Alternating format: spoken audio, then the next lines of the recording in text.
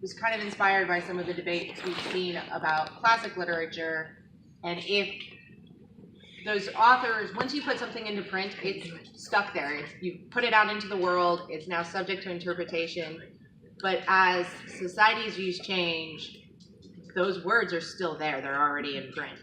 So we can look at things, but we also have to bear in mind not just how the time period they were written, but how do we approach them from today's perspective. The Literary Action is probably one of my favorite charities we've done over the years because it's all about promoting literacy. This group is a local group. They have a staff of 28 and spread out in 21 different locations. They do they teach people to read. They help adults get secondary education, better job training to really better, more fulfilling lives. Because in my mind, if you're reading, your life is already more fulfilling if you get to read for fun. So please feel free to donate. We have the bucket back there. And I hope you really enjoy this panel. And don't forget to review it in the app because I love it when you guys tell us that the panel was great, but we're not necessarily going to remember in 2 weeks' time after we've had the sleep that we've been not having what panels were really great and what constructive feedback you guys gave us. So please put it in the app. And do you want me to introduce me? Yeah. No, go ahead and introduce me. Okay. This is Toni Weisskopf. She is, in my opinion, one of the neatest people I've gotten the pleasure to meet because she knows so many people, so much about literature and how, not just how it's done, because she's the senior editor, publisher at Bain Publishing, which is one of my favorite publishing houses, even before they donated these lovely covers for the track. So I'll let you take over because you definitely know what you're doing. Oh, well, we're going to pretend that I do. So that's the first fantasy that we're going to cover right there. So yeah, I'm publisher of Bain Books, and I have been going to science fiction conventions since I was 14. So I think that's why they let me moderate this panel. Although Jody and Larry both have been going to conventions longer than, well, Larry's probably been going to conventions longer than I've been alive. I'm not saying you're old, Larry, but 67, I think. 60 started in 67. No, I was 2, so yeah, no problem. My first convention was in 1980. And Jody's first convention was in 1980. Yeah. I actually beat him. It was 65? Yeah. Yeah, you do.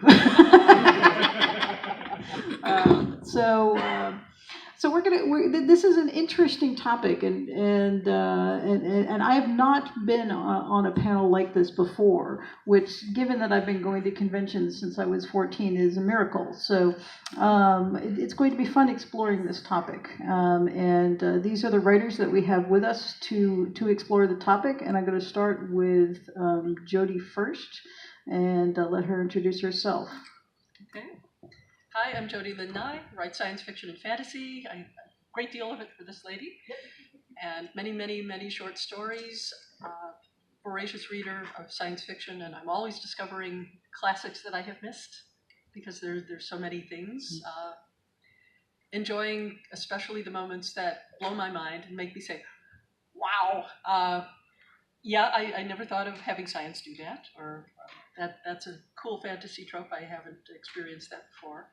So every step into a new book is portal fiction for me. All right, Larry, how about you?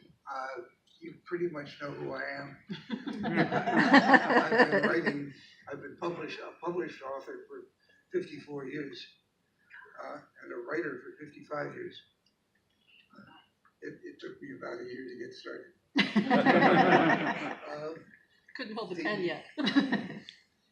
You're right. When you were a baby, yeah. I was using a pen and paper. Wow. Eventually, I graduated to a typewriter. Yeah.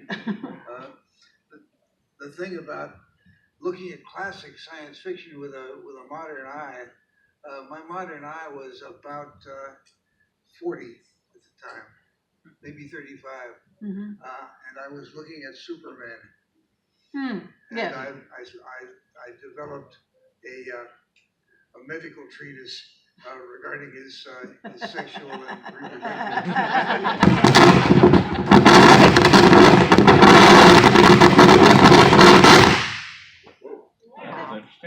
All right. I'm not going to do that again. Yeah. Lisa, can you follow up that? Little I don't know. Maybe this was not the best place to sit. This is a hard act to follow. My name is Lisa Manifold. I write fantasy and paranormal. I have not been publishing for 54 years. Wow. Just about 4. And but I'm an 80s kid, and I was really excited to be on this panel because if any of you are 80s kids or in that genre, that vicinity, the things that we love, like the cult classics, when you look at them with adult eyes and you're debating whether or not to indoctrinate the kids, you're like, oh, maybe I shouldn't, because the things that were acceptable in the 80s that we didn't even think about, I'm looking at them differently now. Okay. Declan? Okay. My name is Declan Finn. I am a 3-time Dragon Award finalist. I'm the author of 15 books, probably 18 by the time the year is out. All right, I'm the author of 15, soon to be 18 published books. We won't go into what I've got in my backlog. I am currently best known for the Dragon Award nominated series, as I pretentiously call it, Love at First Bite, book 1 of which is Honor at Stake, which has been re-released from Silver Empire Press. And I should mention, since Jody is on the panel, I am the editor of the Superversive Press planetary anthology Luna, which will be featuring Jody as well as, well, a few other people here and there. And I think I'm on this panel because I mouthed off in the Facebook group, but that's okay. That's what I thought. But, yeah, I said, this panel is impossible. Do you know how many sane people you're going to need to find? Then I forgot, oh wait, all of Bayan is here, or at least half of Bayan is here, and they're mostly sane. Thank you. You're welcome. We like to think of ourselves as mostly sane. Yeah, then I forgot that, the queen of short stories is here, what, every year? Every other year? And I didn't expect Larry Niven. So, yeah. And then there's me. All right. And All right, let's go ahead and dive in. What I'd like to do is ask each of the panelists for a classic work of fantasy that they have reread recently with different eyes, whether that be Tolkien or Lewis or Edgar Rice Burroughs or something from the 80s, just a work that you thought of as classic that you've gone back and looked at and had to re-examine. Jody, do you have anything particular? One just came to mind, The Yeah. Incomplete Enchanter by L. Sprague de Camp and Fletcher Pratt. Great, absolutely, yep, perfect, classic of the literature, on everybody's list of great fantasy works, yes. And I still love it, and the creeping sexism of the academic males and the protective attitude toward the females. Belle Phoebe, who is perfectly competent and strong in her own venue. She's a warrior woman. She is Yeah. Robin Hood. Yeah. Suddenly becomes the wife that Harold has to look after and coddles and patronizes a bit.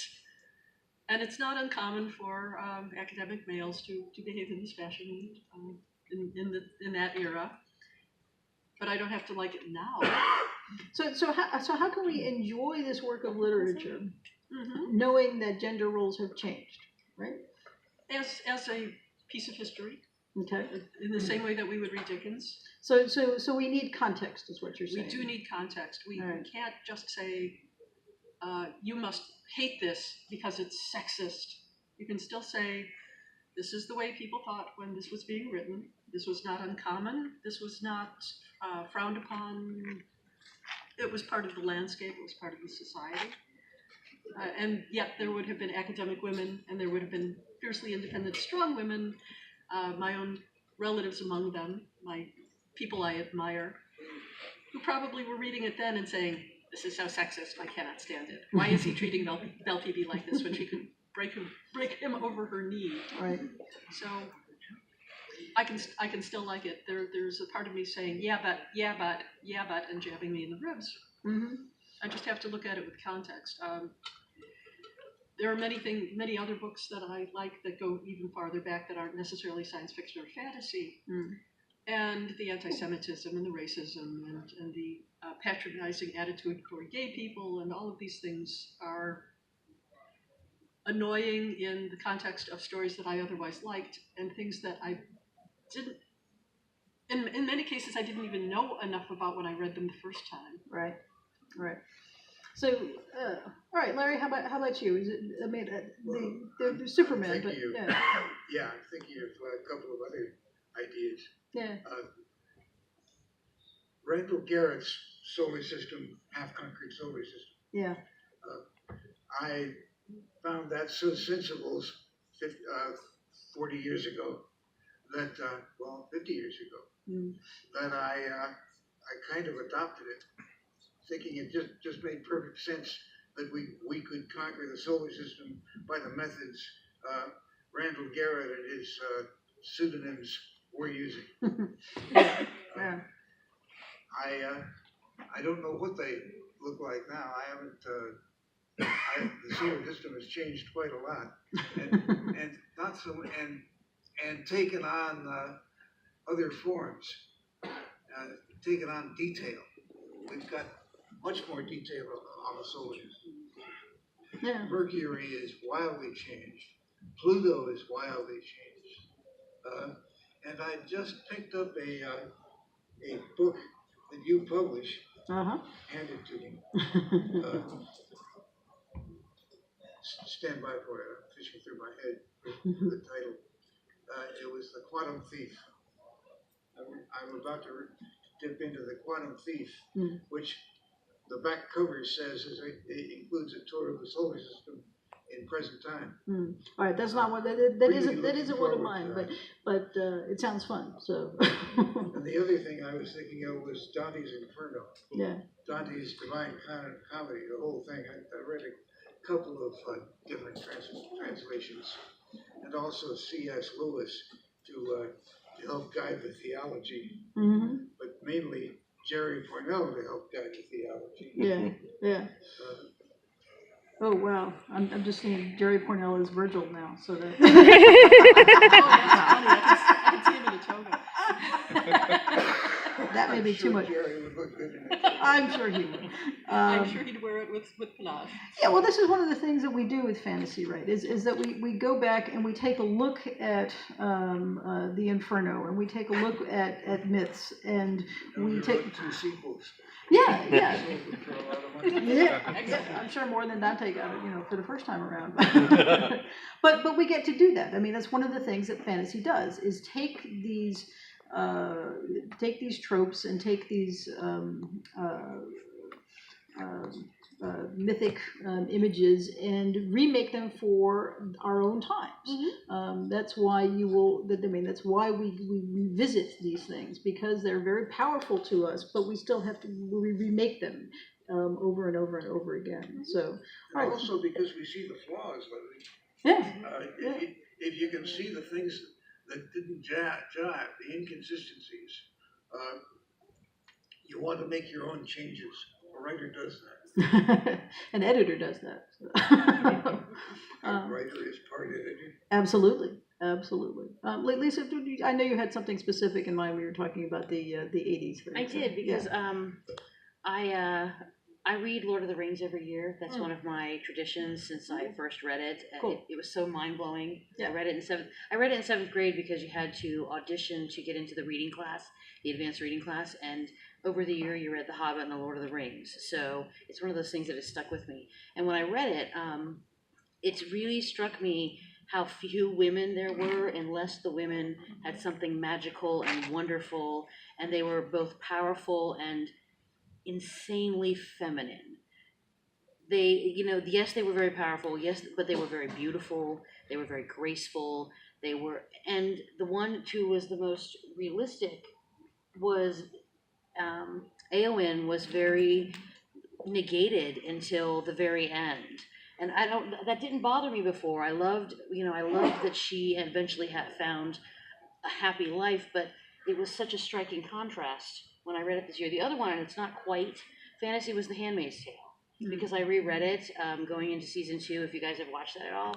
And when I first read that, I thought it was fascinating, and when I read it again this year, it was horrifying. I mean, it was really horrifying. When I read it the first time, it was one of the scariest things I've ever read. It's very scary. And as a result, I have not watched the show because I don't need to be scared like that again. And I know that they're doing it very effectively. Because the book makes all of these pictures, and it's a horrifying picture. It is. Well, going back to Lord of the Rings, I mean, I think you want a sympathetic and realistic portrayal of feminine virtues. You look at Rosie, who Sam Gamgee is returning to. Yes. And a lot of this was about what happens when men go to war, right? The women are not there. And returning back to a normalcy is part of what Lord of the Rings is about. And so I think I don't have a problem with the lack of representation in Lord of the Rings. What did bother me about the movie was that they put Arwen in it a good deal, but they made her somebody who had to be rescued. Yeah, they did. But we have to take the movie as a separate entity. And I am. Please do. But it was what they chose to do with it. Yeah, and again, actually, I mean, it's revisiting that classic fantasy and reinterpreting it for the time. Okay, this is Peter Jackson's Lord of the Rings. Yes. It's not Tolkien's Lord of the Rings. And I like to think that it's not the final word of Lord of the Rings. That Lord of the Rings is one of those things that we're going to keep on going back to. Not just Terry Brooks like, but In the same way we revisited Shakespeare, in the same way Shakespeare revisited the classics. Exactly. I live in dread of Peter Jackson's The Silmarillion. It's going to be awesome. So how about you, Declan? Was there something that a classic work of fantasy that you reread recently and see with new eyes? Well, I read Lord of the Rings when I was 12. Yeah. 12? Maybe 10. And part of my problem with it was, you describe Arwen as beautiful and etc. I'm sorry, she didn't even make an impression on me. In fact, I got so confused with the characters, I thought Arwen was Eowyn for some reason. And I thought she was awesome throughout the book. I had to reread it and go, especially after the Lord of the Rings movies came out, and went, okay, I obviously don't remember this book very well, and went back to it. And I've also gone back to C.S. Lewis's Narnia, because it's Narnia. And frankly, it doesn't seem to change very much. Although you can't get me near The Handmaid's Tale, thank you. I watched news coming out of the Middle East. Burqas are not my thing, no matter what color they are. So, still creepy as heck. But then again, I do not reread too many novels because my backlog threatens to pile to the ceiling and crush me.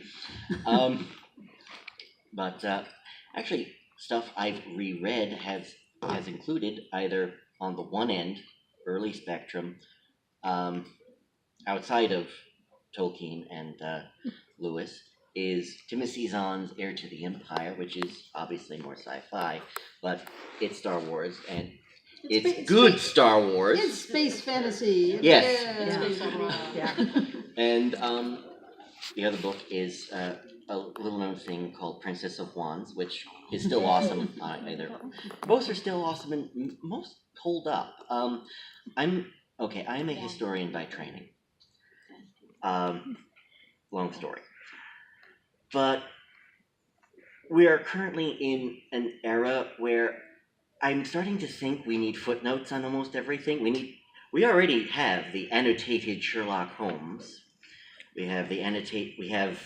I've lost count of how many annotated Dantes we've got. I prefer the Dorothy Lee Sayers translation, if anyone's curious. she got Terzarima to work in English. But I like Chiardi, the Chiardi translation. he works too. But we need the context, and if we're going to treat these things like historical documents, well, I've got a few paragraphs on secondary sources versus primary sources, and that's a different question. Well, I mean, that is an interesting question. I mean, in our lifetimes, we've seen science fiction go from this brand new genre where everybody who was interested in it could pretty much read everything, to something that has grown like Topsy, and we have 100,000 of our closest friends here in Atlanta. What is the official number here? Do we know? 80. In the 80s, we'll find out after the weekend Mumble. is over. Okay, 80 mumble thousand of our you closest mean friends, right? the official number? You mean what we tell the fire marshal? But the fact is, we are not all at this point. We are coming from that core, but we are now not all of that core. We do not all have that same cultural set of reference points that we used to 50 years ago. When you went to science fiction conventions, you may not have agreed with everybody, and everybody may not have liked the same things, but they read the same things because that was all there was. So I think we have gotten to the point where we do need to look at some of these things as historical artifacts. I hate to say that because it's supposed to be flippant entertainment, and you shouldn't need a gloss for entertainment. But you're not going to love everything that comes out anyway, even if it is new. Right? This Okay. is true. Hey, you want the context of changing perceptions. I'm certain that once upon a time, you have you have a female lead who is an awesome weapons expert, and also happens to look awesome. I'm sure nowadays somebody thinks, oh, Xena, or I don't know who else is currently on the scene right now. But 100 years, I might be off on the numbers, but about 100 years ago, her name was Deja Thoris. Yes. And fast forward to when the John Carter movie came out a few years ago, they were going, oh my gosh, she's wearing so little. It's like, oh guys, if you're traumatized by this, you should read the book. Read the book.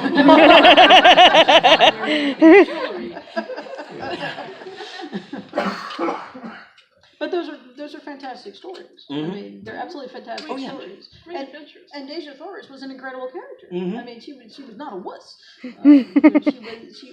I guess this is pressing one of my buttons here. Trigger warning. Right? Is that science fiction gets accused of only now suddenly becoming progressive and including people of color and having strong women. I'm like, come on. Where were they in the 80s and 90s? Well, 80s, 90s, 60s, 70s, 80s, 50s, going all the way back. Women have been involved in science fiction in as characters, as in positions of power, and as professionals, as writers, as artists, as editors, from the very beginning. And science fiction doesn't get credit for that. No. It doesn't get credit for being as open as it always has been. And when we're talking about characters of color too, yes, from the very flipping beginning. The color was often green. Well,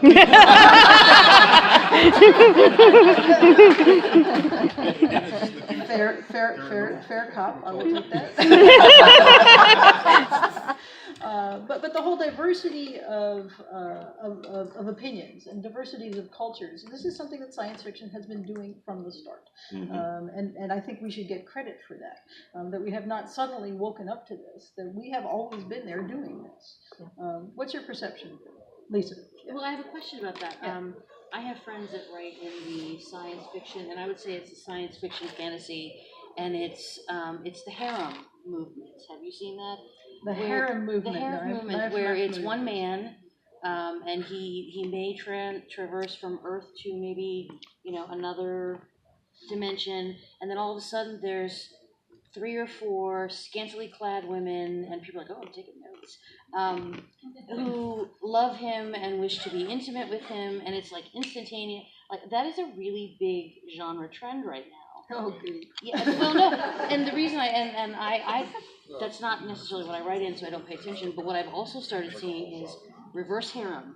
Coming into where it's one woman and multiple men. It's like this. Polygyny. Yes, it's this competing thing, but it's when you see the covers, the women they're bursting out of the Corsets. and they're so happy loving the one man and sharing him with all of the women. I'm like, what?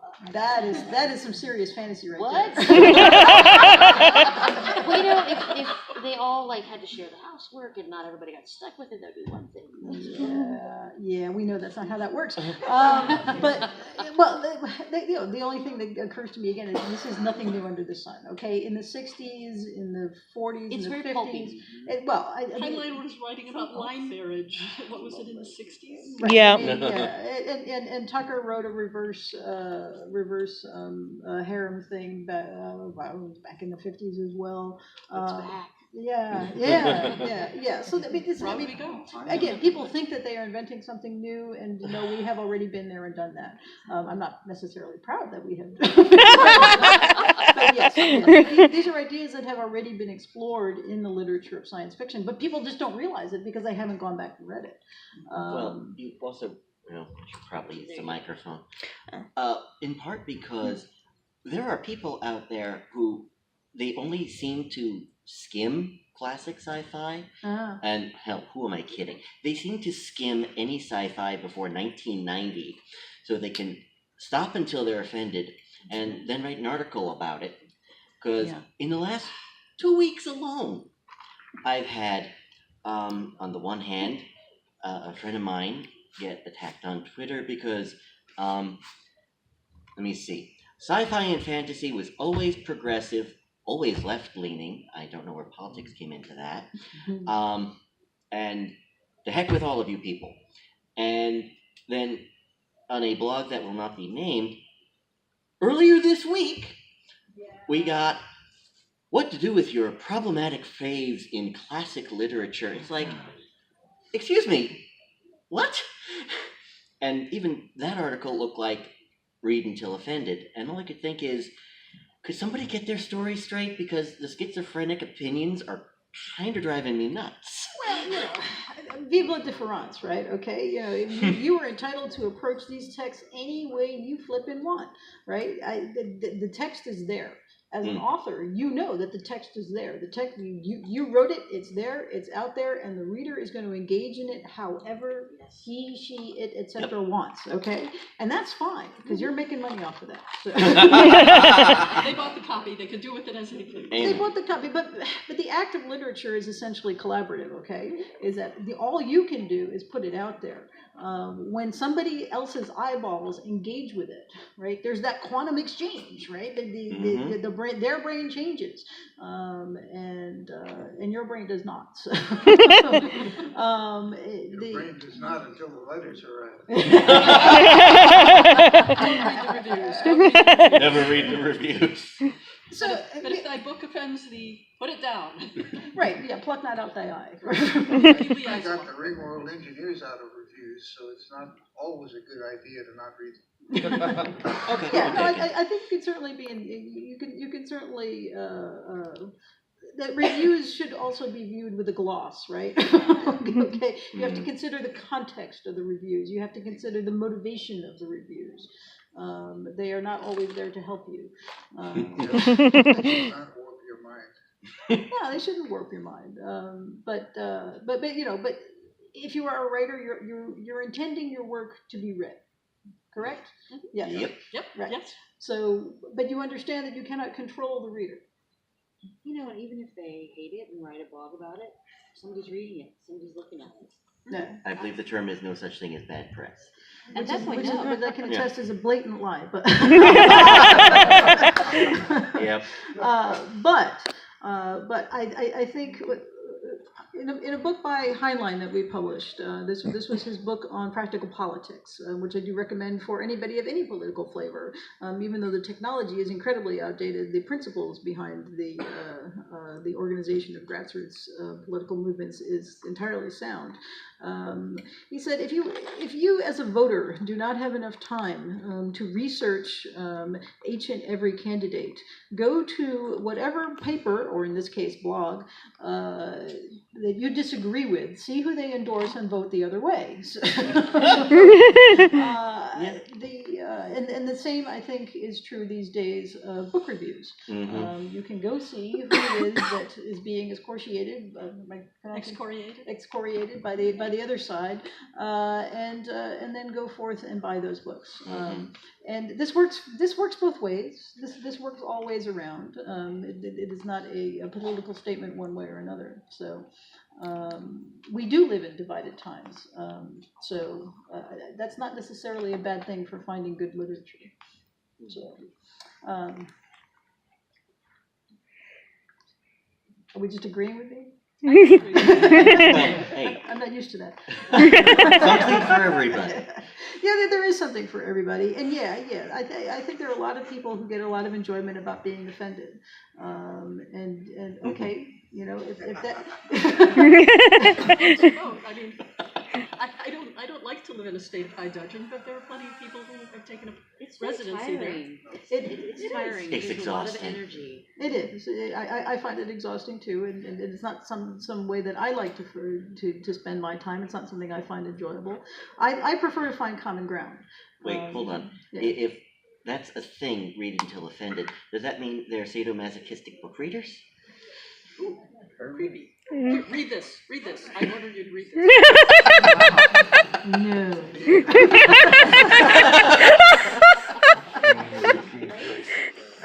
Well, I mean, yeah, but I mean, again, it's you know, I am not telling them that they are having fun wrong. Okay. I think you do the best you can, though, to not completely stomp on someone else's feet when you're writing or reading. And then once you put it out there, people are going to take it how they take it. I mean, I've gotten some pretty stinky emails. And I thought, God, I didn't even realize I was doing that. And when you think that they've misinterpreted you, it's just their color for it, their lens. Well, generally I will try to reply politely, but I do. I walk away for a day or two so that I don't go but. I don't want to but. You can't help how someone interprets it. Yeah. No, you really True. can't. Yeah, there's no point in it. The interesting question is the chilling effect on communication. When you're aware of people who read till offended and who will write you angry letters, do you guys as writers find yourself unconsciously or consciously responding to that? Jody, what do you think? I resent when somebody has misinterpreted something deliberately, and I don't want to respond to that, but I will think about it and see if I am doing something that really is offensive. And is this something I'm going to stand my ground on, or have I really made a mistake? But I learn things that people say about my work, but I have stories I want to tell. Yeah. And some of them might be hard for certain people to read. Yep. But I would have a point to write that story, so I would probably still go ahead and do it. But I would keep in mind sensitivity, and keeping in mind I can be wrong. I'll just have to live with the results of it. But I will do the best I can to make my point without stepping on additional toes. That's the best I can do. Okay. How about you, Larry? Have you found yourself avoiding telling stories that you want to tell because it might offend someone? It might be. I have. There is a recent review of an old novel of mine, my second novel, World A Gift from Earth. Oh, okay. Yeah. The review found a lot of sexism in there that the reviewer hadn't found when the book was new. And it ticks me off a little. Yeah. I wasn't sexist. I was inept. Just to leave my stride. If I looked at this reviewer's second novel, what would I find? Right. Yeah. The second novel is the one in which you make the mistakes that are left over from the skill you put into the first one. That is a beautiful way of putting that. Yeah. Second novels are particularly problematic because most of them are written to deadline when first novels are not. Right. And that's, Yeah. oh yeah, we learned that one the hard way.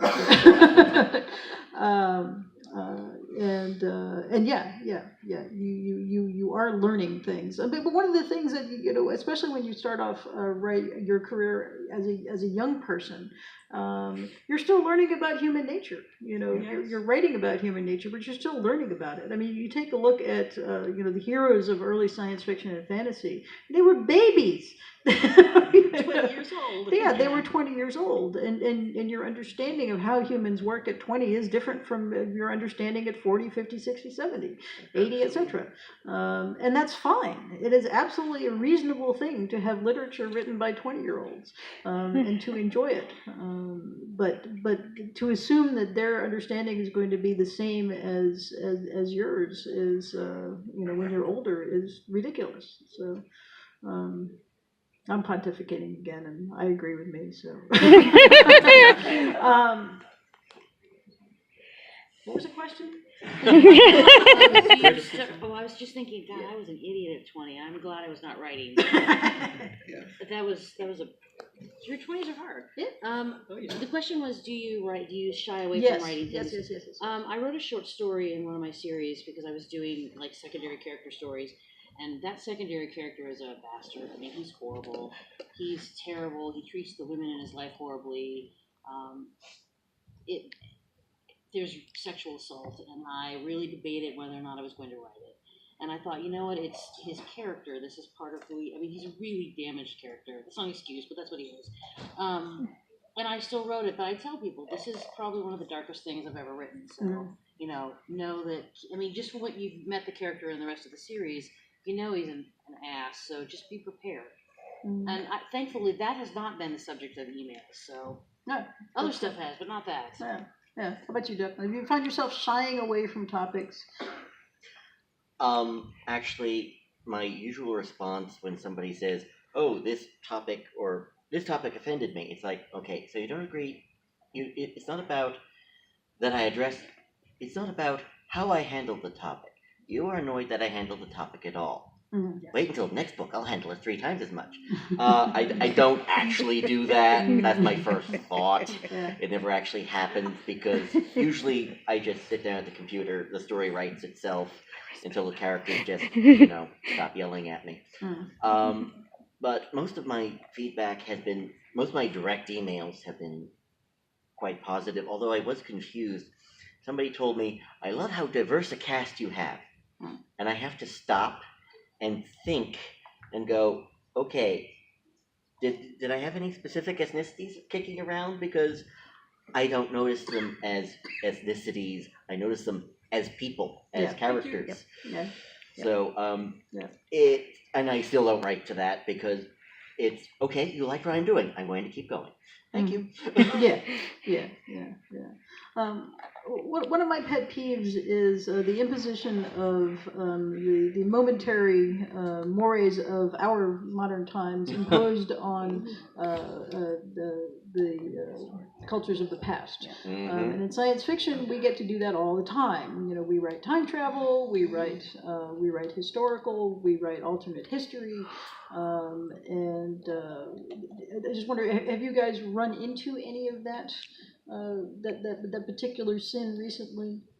And how do you avoid doing it when you're writing historical topics? I don't do much in the way of historicals. Dante's Inferno. You take you take these sins as they understood them and compare them to the sins you can work out in modern time and get a hell of a lot of contrast. Yeah. I put Donnie's second bulge is for flatterers. People who kept in good with the king by telling him anything he wanted to know. Sometimes you can ruin a kingdom that way. Yeah. Anyway, Donnie built a whole Bolgia with these people. And we've got our characters moving through hell toward the center. Yeah. They come to the second Bolgia and Carpenter, the science fiction writer, is lecturing the man who he doesn't know is Mussolini. She's telling him that this thing all disappeared. You don't have the kings and the flatterers are caught too easily and too often. It's not going to. There's not going to be much of this. Then they get to the Bolgia, and it's full of the advertising industry. Wow. That's lovely. Yes. Same sin, different form. Yeah. All right. So how do you handle historical trying to get into the head of a different time? How do you accurately portray that without endorsing it necessarily? As best I can. Yeah. Well, I try to do as much research as is needed. Yeah. But I don't usually do research for a book. Yeah. I do research and then it generates the book. Yeah. I think Lois Bujold works the same way. She just reads a bunch of sources and then things emerge. Yeah. Declan, you were talking about for primary sources, secondary sources. Well, yes. In terms of answering your question, I forgot what I was going to say. Of course I did. But no, it's all just world building, because instead of you're making up the world, oh look, this world already exists. It's easy. It's like writing fan fiction, right? All the details are readily available. Black Death. Yeah, that's going to end well. But, actually, I think it was called The Seventh Seal. Good God, that movie went on forever. But, next trend. Plague. You heard it here first. Black Plague harems. Okay. Oh! No. I am running away. Oh, let's not even go there. But no, it was Too late. Too late. yeah. No cosplaying. No, please no, please God Yeah. no. All right. It's falling But- off here. All right. Anyway, But moving no, on. with dealing with historical characters, it's world building. You have the world built for you. It's called, pick up the history books. You can probably find 10 on any topic. 20 if you go into dissertations, because they're always trying to find something new. And then you build from there. One of my main characters in the Love at First Bite series is a 120-year-old vampire, and I had to walk backwards through her history and forwards again, going through the context in which she grew up as a human, which she developed as a vampire, when she worked for Churchill, when she worked for the CIA, that sort of thing. And even to some extent, go backwards further and do, I don't want to call it a secret history. Simon R. Green's already written that series. But if vampires exist, or if any fantasy creature has always existed, how have they appeared? How have they shown up in time? It's kind of like, okay, it's a weird comparison, and I don't know where it came from, but humor me. It's kind of like, okay, if we presume that all of the monsters and mythology on Earth exists, and aliens come, and then vampires say, no, you're not, you're lunch, you get a nice David Weber novel called Out of the Darkness. And when you're like me and you're a historian, it's history with vampires, which sounds like this should be a book series already, but give me time, I'll write it. And I think Fred Saberhagen beat you to it. oh yes, thank you, he did. So I wish I could find yeah, it. I mean, I think the thing is that it can be done. It is part of world building, and you have to assume that that part of writer's skill is to be able to depict different cultures and different times. I mean, it's one of the things that fantasy and science fiction writers are supposed to be able to do. It shouldn't all feel like now. And it's always a developed skill. Historical Yeah. letter. How about you, Lisa? Oh, that's where I like get my characters that inspiration are for seeing old, people like at different thousands times. of years That's old. Yeah. right. And When I was doing for me, I wrote them very formal, reenactment of very. the second. They were very manners. They had a very defined code of conduct, and I really enjoy bringing them into contact with people from the here and now because there's such a contrast. I think if you have Oh that yeah. context, So you find a way to contrast it and maybe show some Hamilton growth, wrote or some not. amazing You know, Or not. that doesn't have to happen. in order to get into it. Context is very important. I was thinking of Vlad It was so much fun. Yeah, reviled by being the model for Count Dracula, except of course Bram Stoker never actually went to Romania. But he was considered a hero because he protected his people from the Yes. Turks. And yes, he had an incredibly brutal way of dealing with people who disagreed with him. On the other hand, he was considered a folk hero. So writing a story about him, I would have to draw it in context that the brutal things that were common in those days, he was still considered to be a merciful ruler.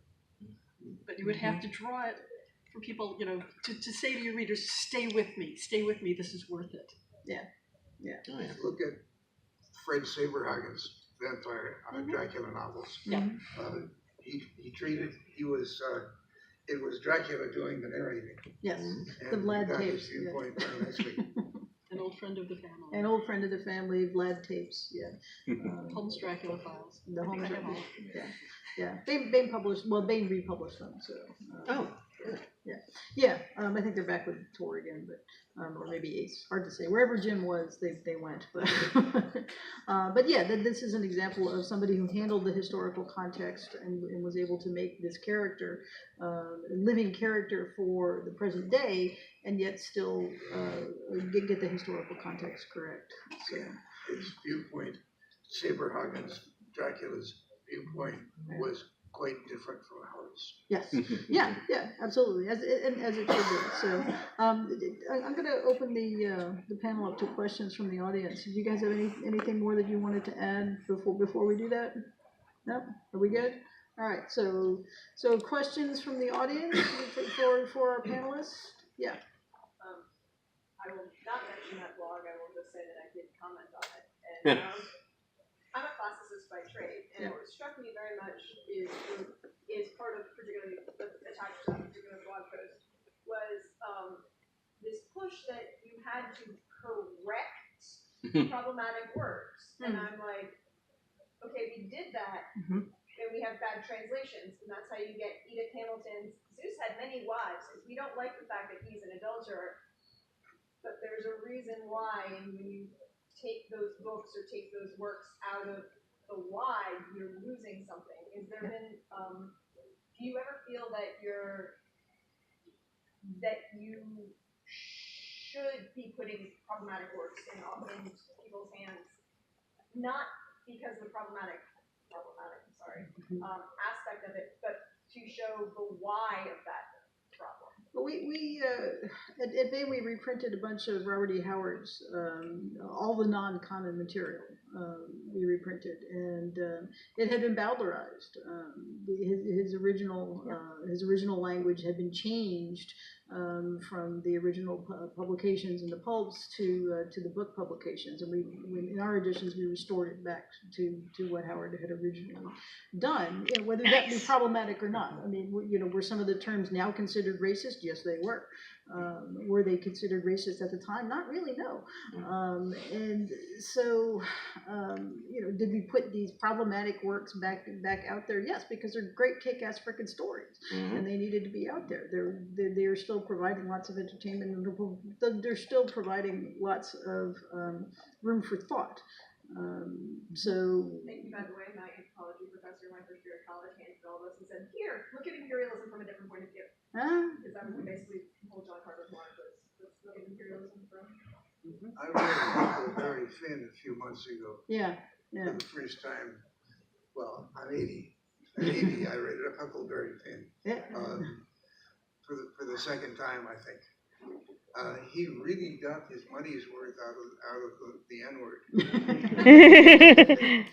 Yeah. Just about 2 years ago now, Mel Brooks was bringing around Blazing Saddles and showing it on the big screen for the time since the 70s. I still love the movie. Yep. And yes, the N-word shocked me then, it still shocks me today, but it's necessary to the movie. And every time you see it on television, they bleep it out, or they just silently, everyone's. And it amazes me because when I was younger and they would show it on television, all the words they would censor then are now in the movie. But the one word that's censored now was the one word they'd say then. Yes. Yeah. Yes, I noticed that. And he pointed out that he wrote this movie with Richard Pryor. He did. If you look at the credits. Well, I believe he it. said he could not possibly make this today because although the whole thing is about racism is stupid and the people who espouse it are stupid, it doesn't come across that way to people who are possibly easily offended. And it's still a great, funny movie. Yeah. And the message is still You there. can't It's write still for there. stupid people. Thank you.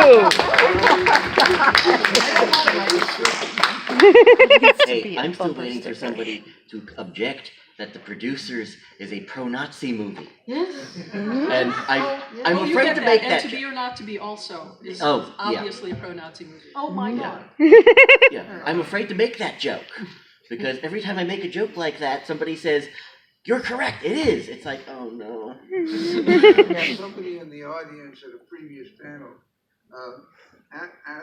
raised the question, how do you respond to people who say they're going to stop reading your books because they're offended?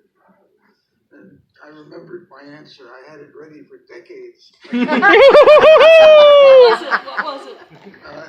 Sir, I'm going to pass your name and photograph to every bookstore in the country. You'll be able to purchase a book of mine. Reading Larry Niven is a privilege, not a right. Nice. Nice. Oh, yeah. Larry's a treasure. I love that. Yeah. And I have it on video.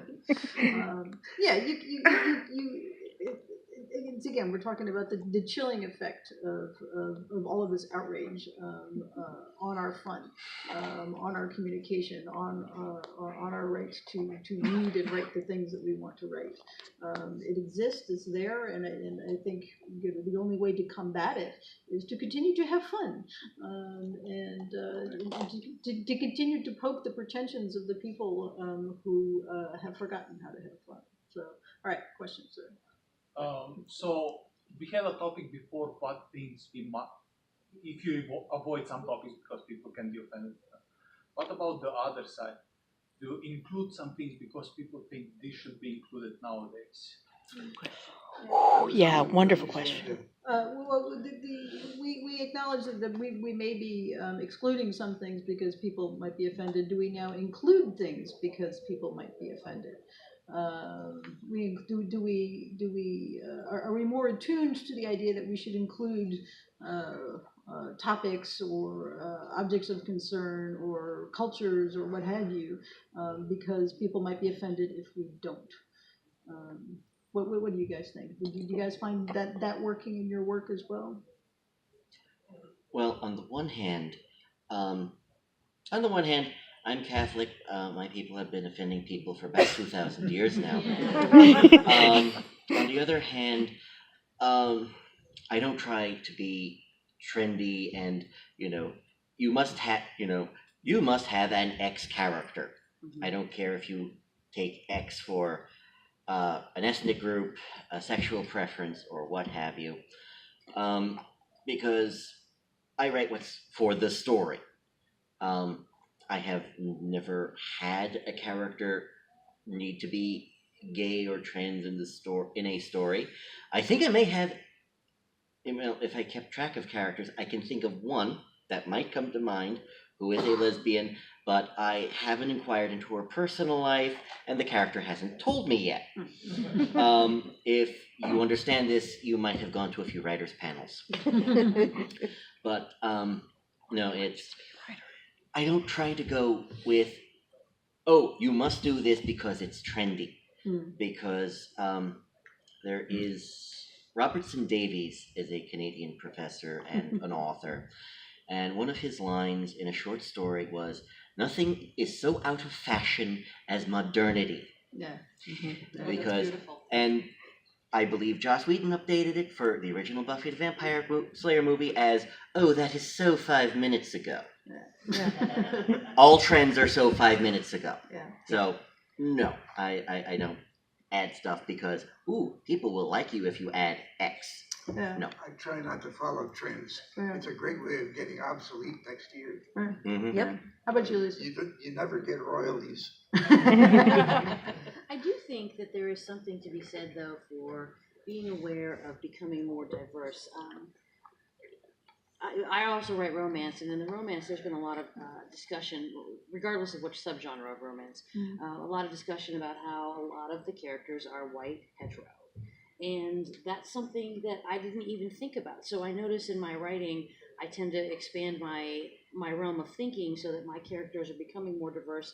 And it's not an automatic, like, oh, I must put a gay character in, or I must put, a different ethnicity in. It happens. So I don't think there's anything wrong with expanding that because we're all very diverse. But doing it deliberately, I don't do it deliberately. Okay. I describe characters with their characteristics, skin color, point of origin, if necessary, sexuality, if it happens to come into the story, not if it doesn't. Yeah.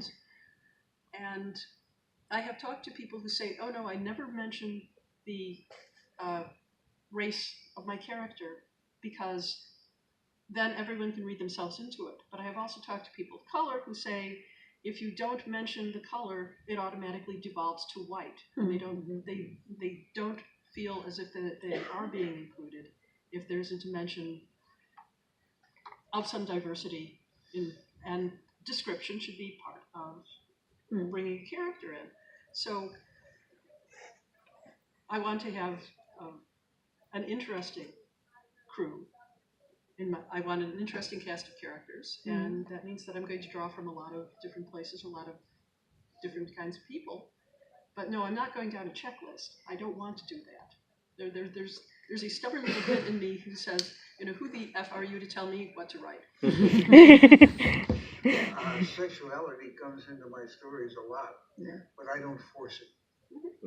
It's going to be there, probably. Yeah, well, I mean, humans are wonderfully inventive with that. Well, yeah, but on the other hand, with diversity, I was at a panel at DragonCon. Don't ask me which one. I'm not sure I can remember at this point.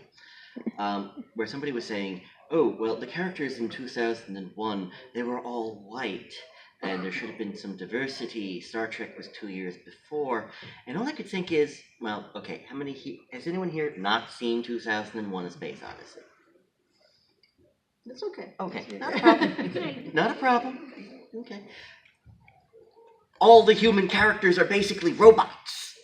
I mean, the one character with the most personality was the homicidal artificial intelligence. It's like, so it's like, so who wants to be? I'm not sure I want to be represented as in that movie. I don't know about anyone else. All right. You had a question. We'll get you last. Yeah. Well, it seems like part of what seems to be feeding these skin until offended would be a larger culture, at least in the West, maybe worldwide, that's fed, it's a larger culture of remix, where there's a reward for being seen as A victim? Yes, exactly. And there's rather than normal pushback, I think, from various corners, whether it's social media or whatever, that I'm seeing for that. But where do you think that's going to take fiction and science fiction in particular, with the pendulum swing that we're seeing, with the pushback against that? I think that falls under the so 5 minutes ago category. I don't see it as having any sort of lasting impact. I think most of the rest of the world is too busy actually working to feel the glory of victimhood. So I don't know how do you guys feel about that? The market will take care of it. Yeah. Because as there is a pushback, the pushback comes in forms of, I'm not going to read your bloody book. Oh my God, you're a victim. I don't care. I'm going to go read John Carter. I'm going to read John Ringo. I'm going to read Monster Hunter book 10. So, I'm going to read Love at First Bite, books 1 through 4. Out from Silver Empire.